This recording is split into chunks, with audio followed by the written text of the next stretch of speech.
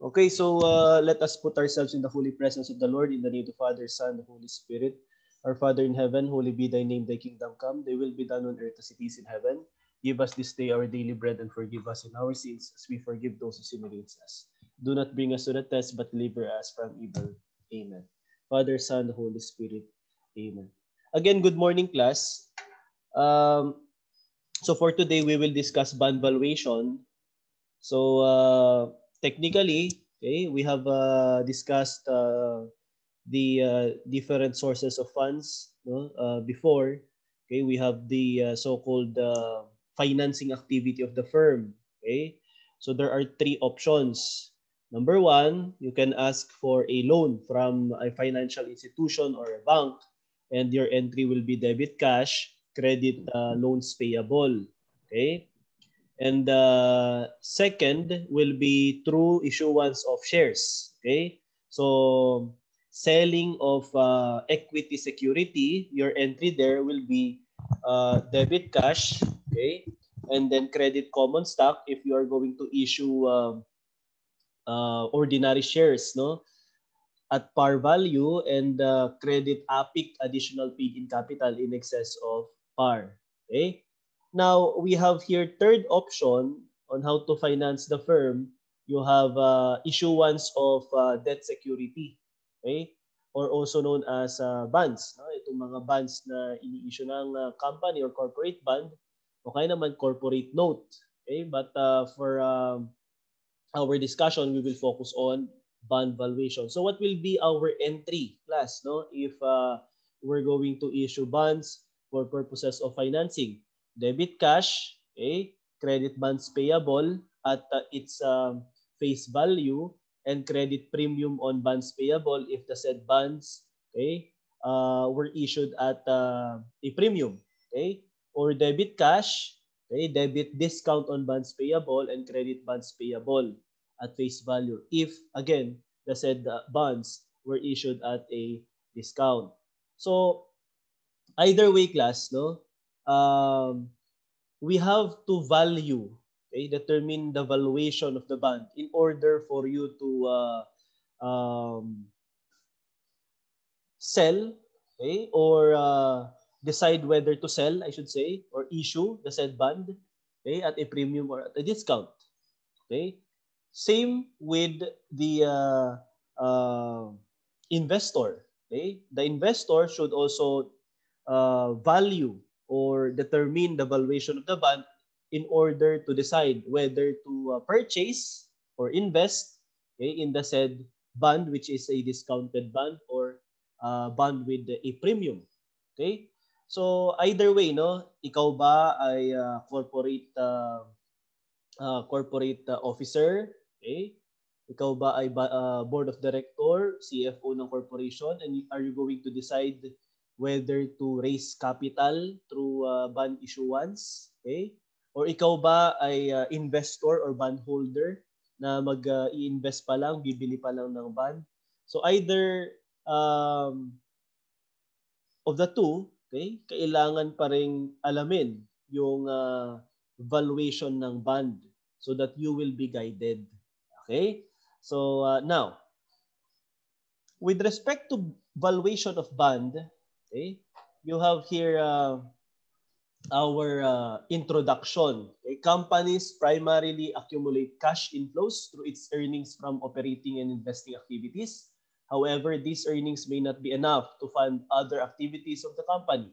Thus, there is a need to raise additional fund. Kaya yun yung sinabi natin kanina, there are three options. Okay? Mangutang ka sa bangko, mangutang ka sa publiko, or magbenta ka ng shares. Okay? So, the investors of this equity instrument who are part owner of the company are known as shareholders. On the other hand, the issuance of debt instruments such as bonds, okay, is borrowing money with the intention to repay at a certain date. At yung certain date na yan, class, yan ang tinatawag nating maturity date. Okay? So the bond, class, okay, i-issue yan if in excess of par, in excess of face value, you have the so-called coupon payment, Okay? Every period na magkakaroon ng payment ng interest, okay? Yung ibabayad dyan ay coupon payment. Yan. And at the end of maturity date or maturity period, kailangan mo nang ibalik, no, yung inutang mo na face value niya, okay? Or its par value. So ang kinita ng investor or bondholder sa bonds class ay dalawa. Okay? Una, okay, yung tinatawag nating coupon payment at yan ay in the form of current yield. Okay?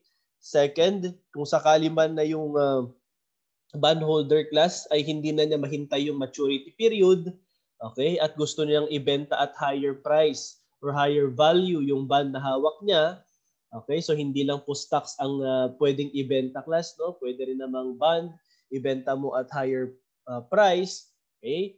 Then you have here the capital gains yield. So you have two, okay, ways on how to earn in bond investment. So una, current yield, okay, that is also known as income from waiting for the coupon payment, okay? And second, the income from selling or the capital gains yield. Okay, so now,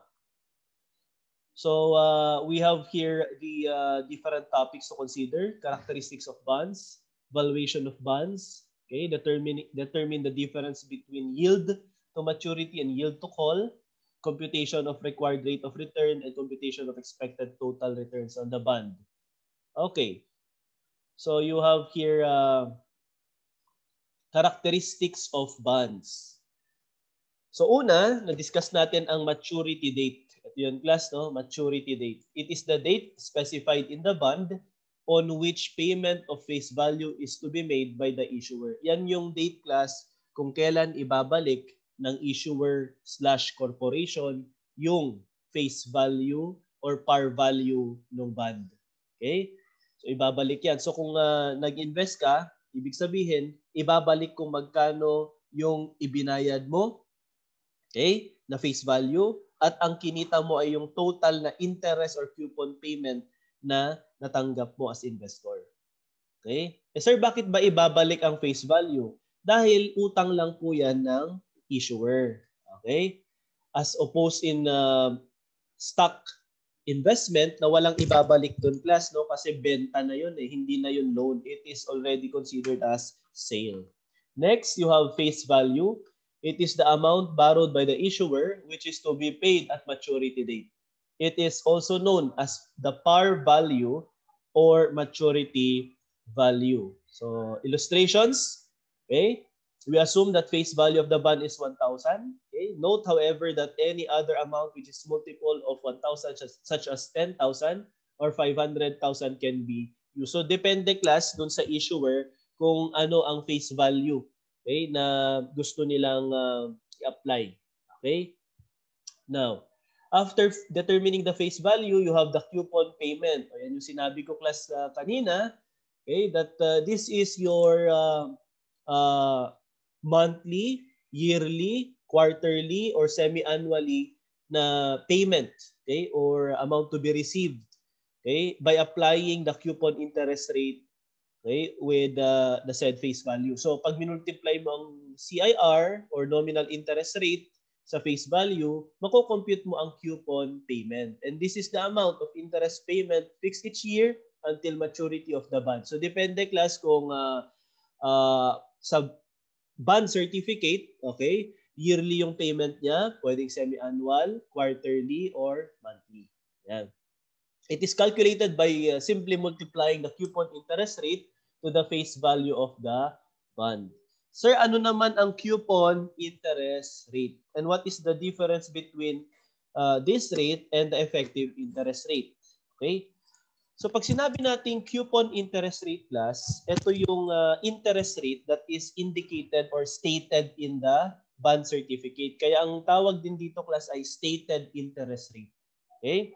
Or the nominal interest rate. So, the stated interest rate, okay, in the bond which is used for annual, okay, annual interest payment calculation, it is also known as stated interest or nominal interest rate.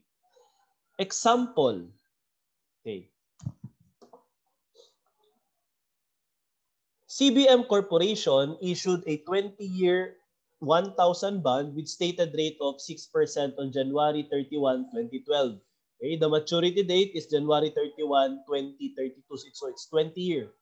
Okay, which is 20-year from the date of issuance. So gagawin mo lang dyan, class, you have to multiply 6% by the face value na 1,000. So you have here 60. Okay, so the annual coupon payment is 60.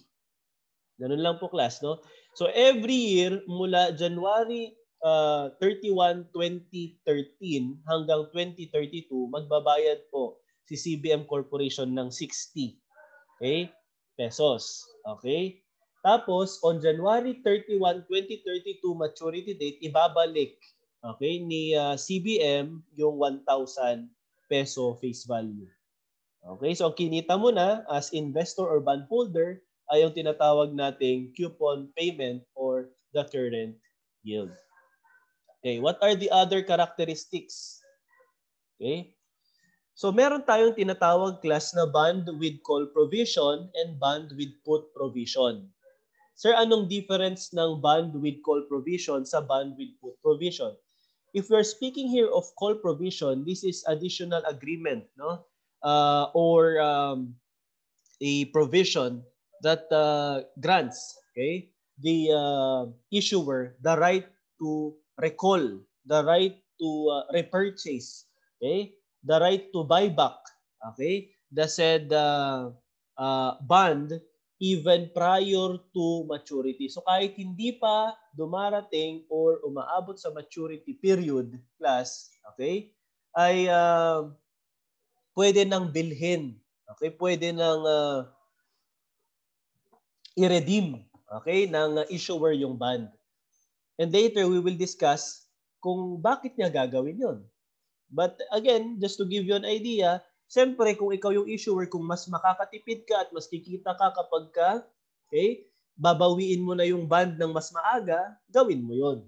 Okay? At magagawa mo lang yan, class, kung meron kang privilege, kung meron kang call provision. Yan. At ang tawag, class, sa bond with call provision ay callable bond. Okay?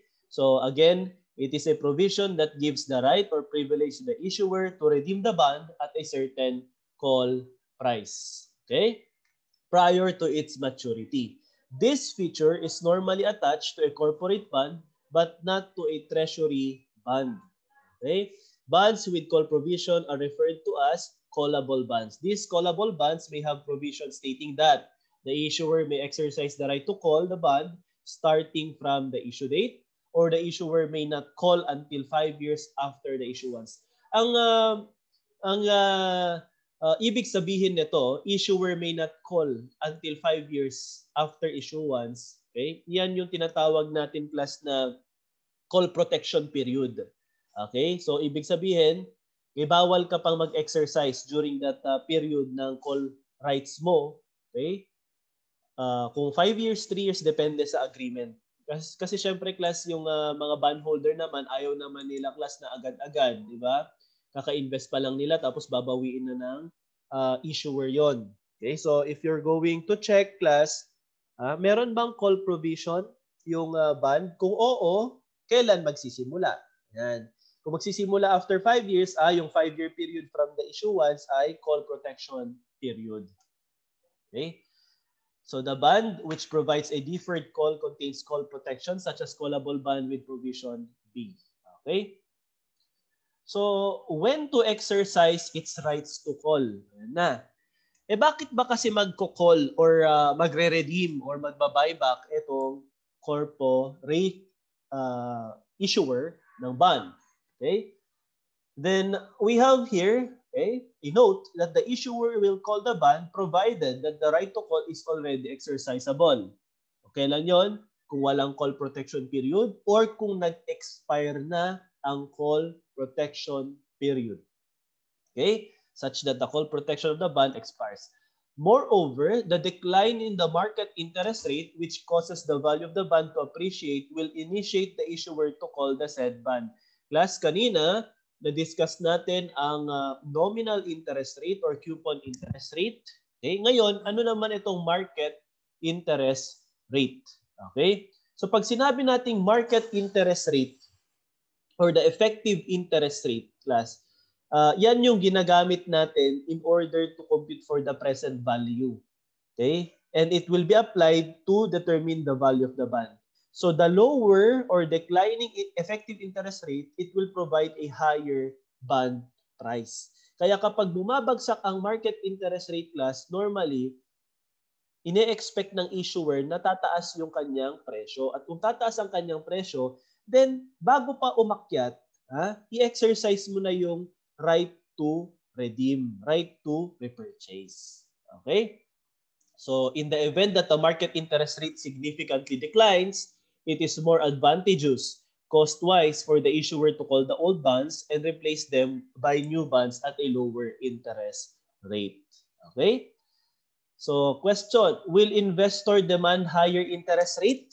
Okay, so since the issuer will call the bond at any time prior to its maturity, provided that the right is exercisable and the market interest rate declines, it will be detrimental to the long-term investor who will invest in a lower interest rate bond. Meaning, okay, ganito class ha, simplihan natin.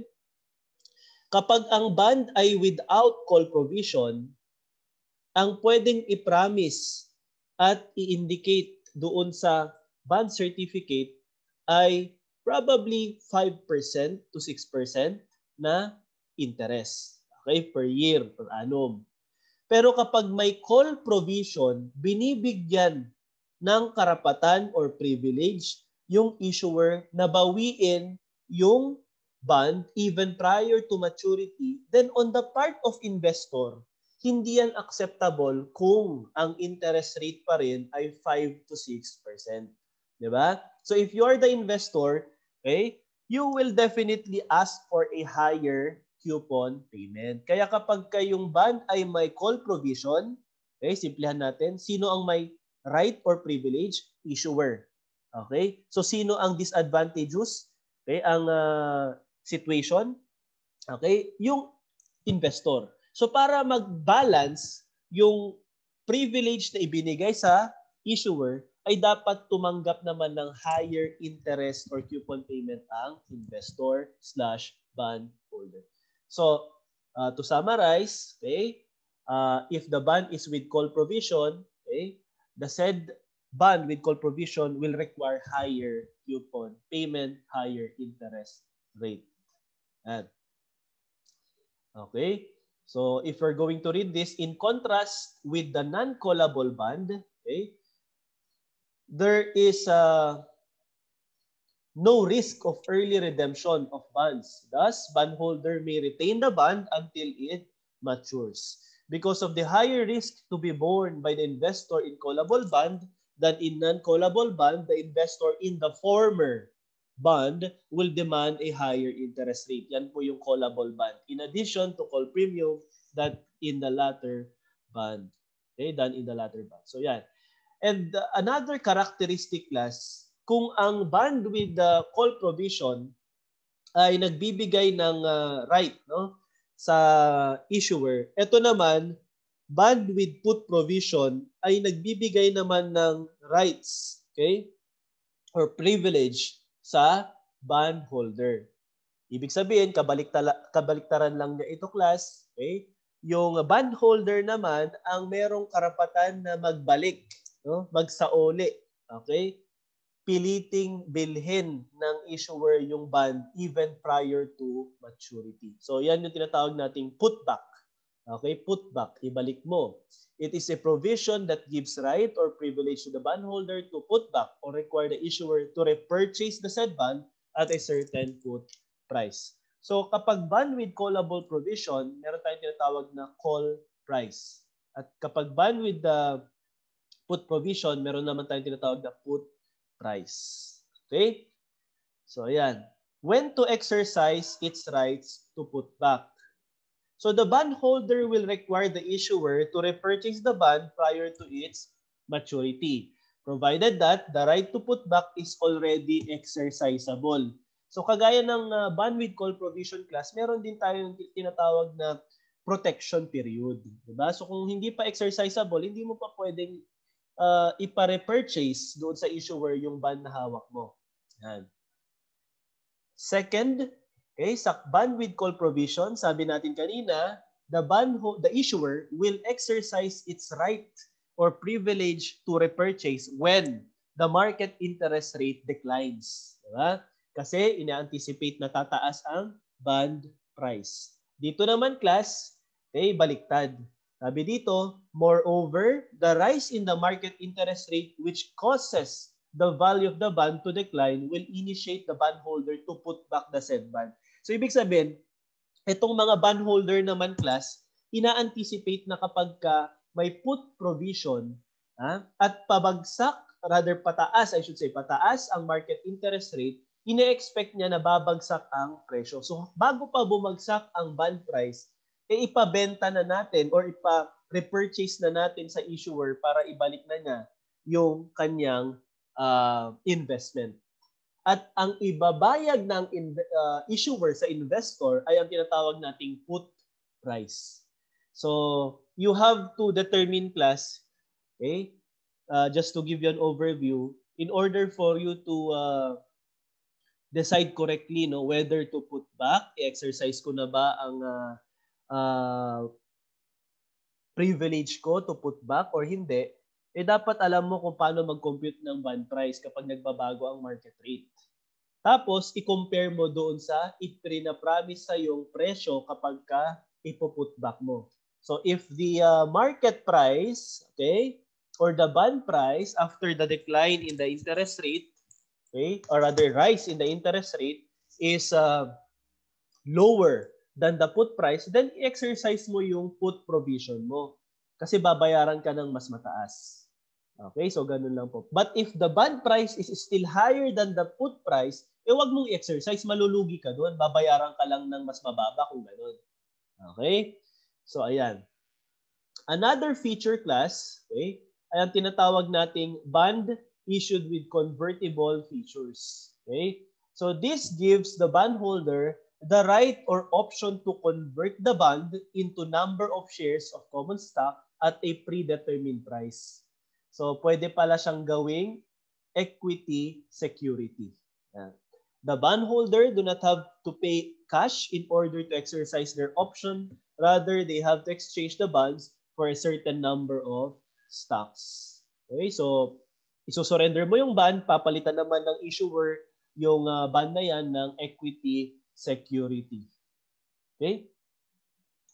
Next, how about a bond with warrant? Yan. So this gives the bondholder the right or option not to convert the bond but an option to buy shares of common stock from company at a predetermined price. Ibig sabihin, class, kung dito tayo sa convertible bond, mawawalan ka ng bond, ipapalit sa iyo ay equity security, common shares. Yan. Pero kapag warrant ang pinag-uusapan, class, meron ka pa ring, okay, meron ka pa ring bond. Okay? Binibigyan ka lang ng karapatan or privilege na bumili ng additional stock at a predetermined price. At yan ay ang tinatawag nating exercise price, wherein i-determine mo muna kung magkano ang presyo sa market, mas makakatipid ka ba or malulugi ka. So kung ang predetermined price ng stock ay lower than the market price, then okay, your decision should be to buy. But if it is higher, hindi ka dapat bumibili. Wag mo dapat exercise yung warrant na yan. Okay? So, ganyan yung i-determine, class, no? Next. Who are the parties in the issuance of bonds? So, alam nyo na ito, class, no? Because you're done with your financial management. Okay? You have the bondholder and the issuer. So, na-discuss na natin to. Si bondholder, siya yung investor. Okay? Si issuer naman ay pwedeng government or pwedeng corporation. At para ma-determine mo kung government-issued, class, yung term ay dapat treasury. No? Treasury bond, treasury note, treasury bill. So pag nakita nyo yung word na treasury, government-issued yan. Okay? And of course, you have also discussed in your financial management class as well as in our subject, yung components no ng nominal interest rate, 'di ba? Kapag government issued, mas mababa ang kanyang risk, so mas mababa lang din ang kanyang interest rate or return na ipina-promise na babayaran. Okay, as opposed to corporation. Okay? So now, the bonds issued by corporation are known as corporate bonds. Okay? It is a reality that some of the corporations encounter financial crisis or worse, they turn into bankruptcy. Okay? So, mag-ingat class no sa mga company na nag-i-issue ng bonds. May mga company na blue chip company, okay, such as San Miguel, okay, PLDT. Okay? So, nag-i-issue sila ng bond, umuutang sila sa publiko para sa expansion nila. Okay, so siguro hindi advisable na magbenta ng shares. Okay, siguro dahil unang-una sa lahat, baka naman sagad na yung kanilang listed shares or outstanding shares at authorized capital stock. O kaya naman kung meron, baka naman masyadong mababa yung stock price as of the moment, hindi siya advisable na magbenta. Yan. So may mga company naman na hindi ganun ka-stable at nag-i-issue pa rin ng bond. So mag-ingat doon, 'di ba? So between a corporation na blue chip or yung mga kilala nating company na stable na at doon sa bagong company pa lang na medyo risky, you have to expect na mas mataas ang ipapromise nung baguhang kumpanya, 'di ba? Magpapakitang gilas syempre 'yan, 'di ba? At alam natin na higher ang risk sa kanya na mag-default siya sa payment. So dapat mas mataas din ang i-expect nating return.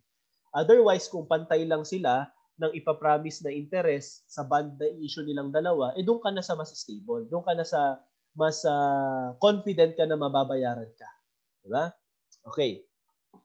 So, pwedeng tignan nyo class kung saan kayo mag-invest sa bonds ba na treasury, government issued na mababa lang interest, or doon ba sa corporate issued bond na mataas ang interest, or another corporate issued bond na mas mataas ang interest pero mas mataas ang risk.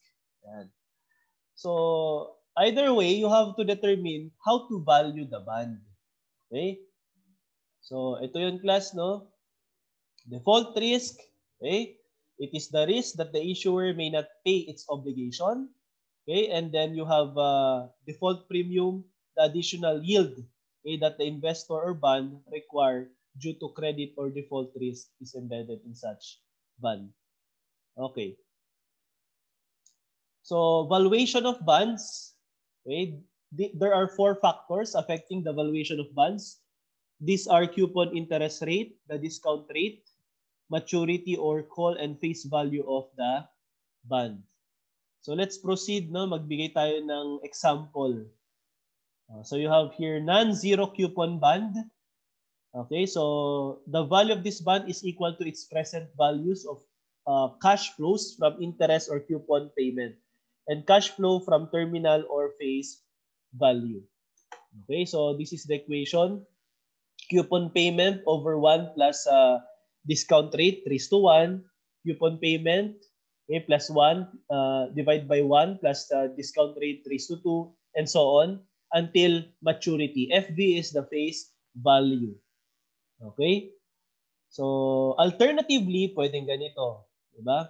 Coupon payment times present value ordinary annuity. Okay? Applying the discount rate. And N is the period. Okay? And then face value times present value of 1. Bakit ganun? Kasi minsan mo lang ibabayad or ibabalik yung face value on maturity date. Kaya 1 lang dapat. PV1. Pero ito, coupon payment every period. Kaya ordinary annuity. Yan. Okay, so ganyan class, no? So coupon payment, CIR, face value, present value of coupon payment, present value of face value, and present value ordinary annuity. Okay? Present value 1. So the bond value, BV, is equivalent to the present value of coupon payment plus present value of the face value. Okay? So, illustration. Yan. So, meron tayong tatlong problems dito. What is the value of a 15-year 1,000 corporate bond with stated rate of 10 per annum? So, class, Binigyan kayo ng 10% na nominal. Paki-mute yung ano ba yan?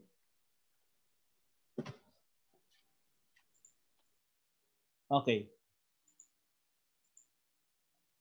So what is the value of 15-year 1,000 corporate bond with stated rate of 10%? Plus ano tayo bigyan ko kayo ng note. Okay?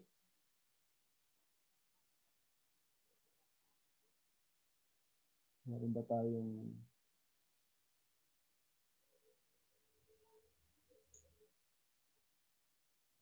ayan.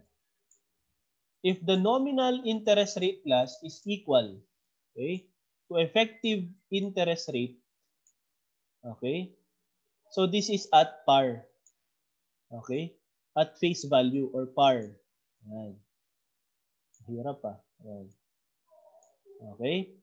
Pero kapag effective, okay, is greater than nominal interest rate or the stated interest rate, okay, the result or the bond price will be at a discount. So remember the acronym END.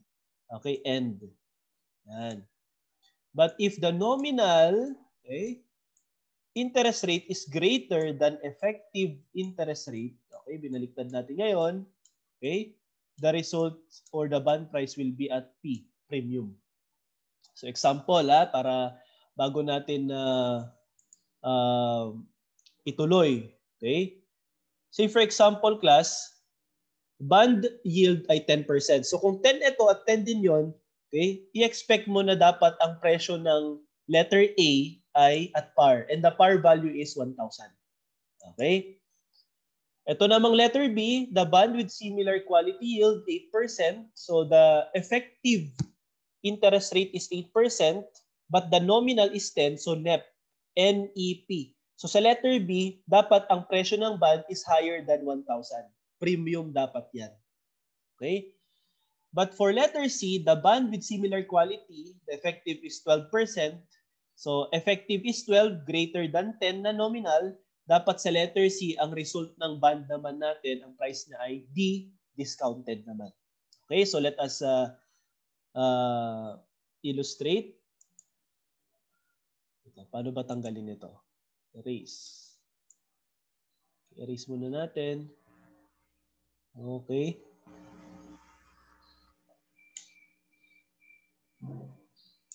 Okay, so for letter A class, okay, as you can see, 10 or rather 100, okay, 100 ang kanyang coupon payment, okay, 100 coupon payment until 15 years, okay, pwedeng gawin yung ganito, ay babalik ka pa rin sa 1,000 na bond price or bond value. Okay? 1,000 is the face over 1 plus 0.1 which is 10% discount rate.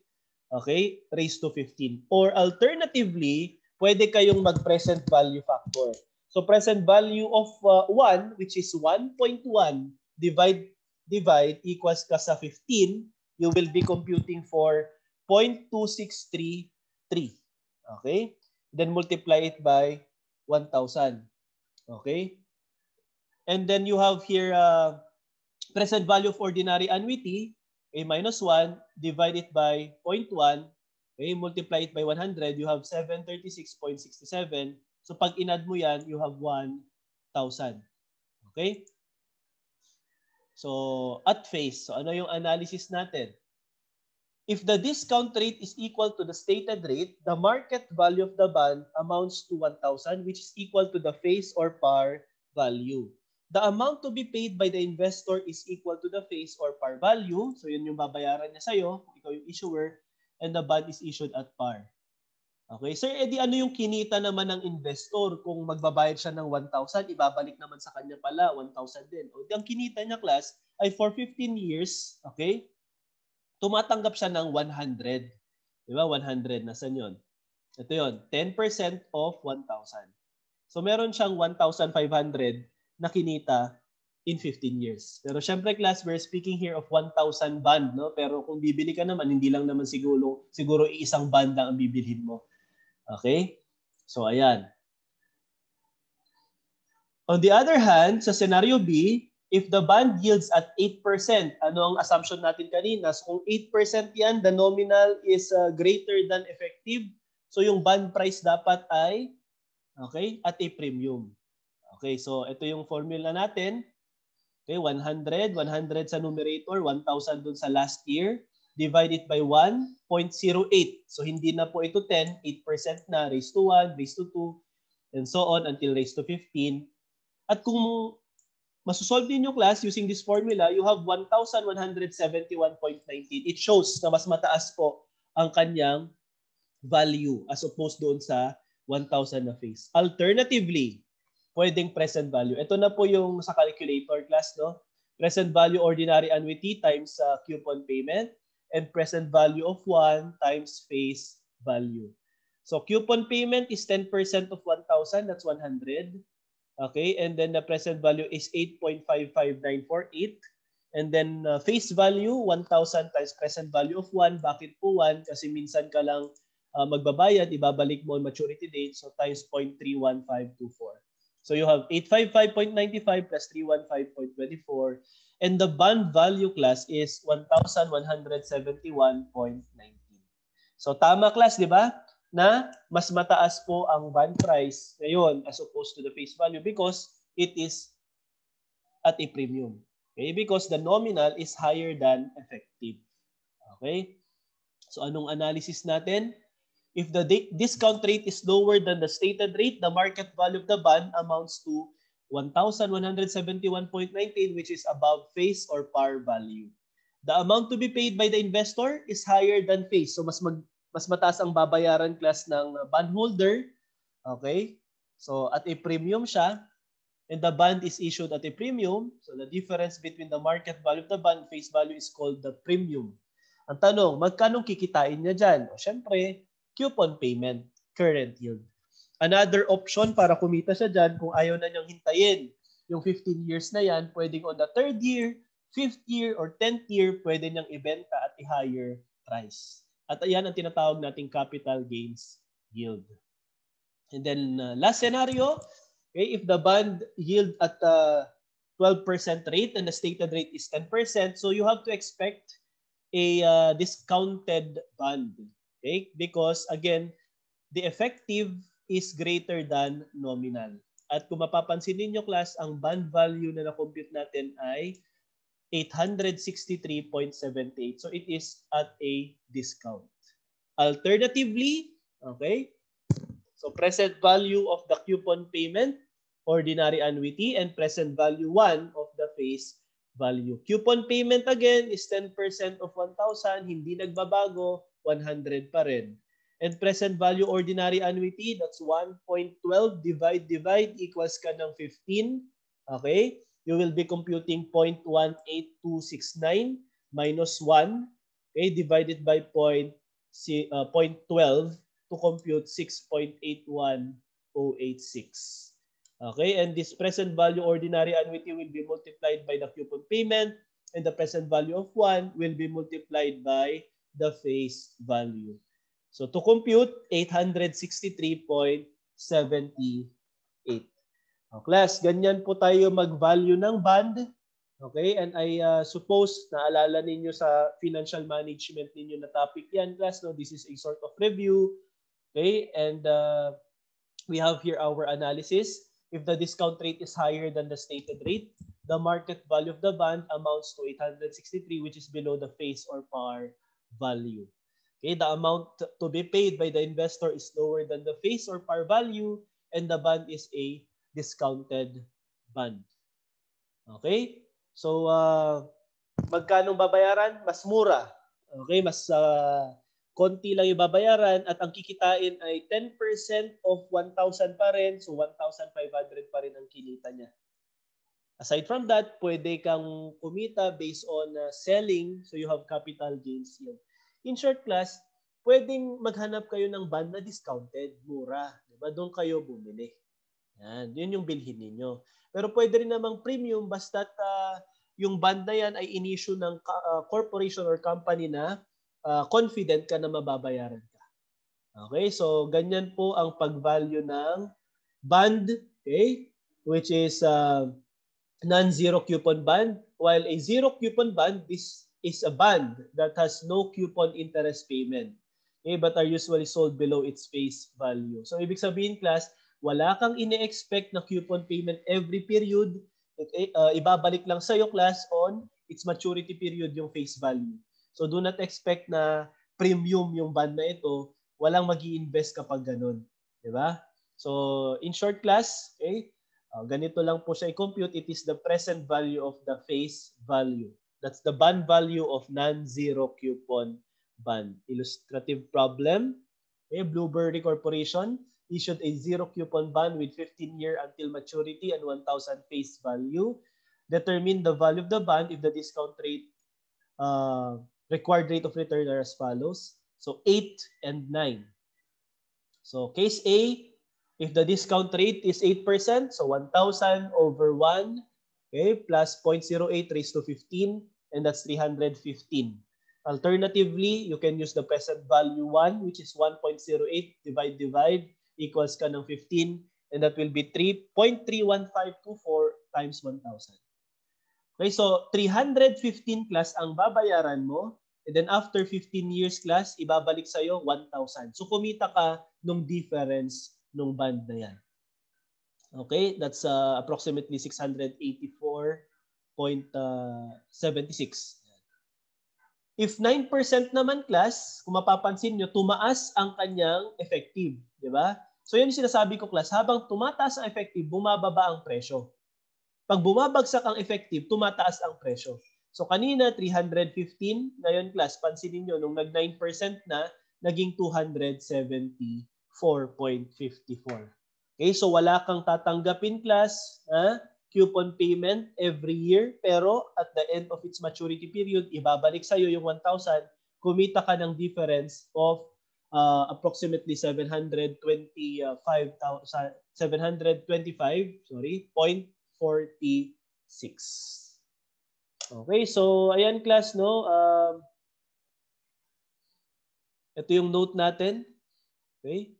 In compounding other than annual payments such as semi-annual or quarterly payments, determine first the number of payment period in year, adjust the number of period by multiplying the number of payment periods per year by the number of years until maturity.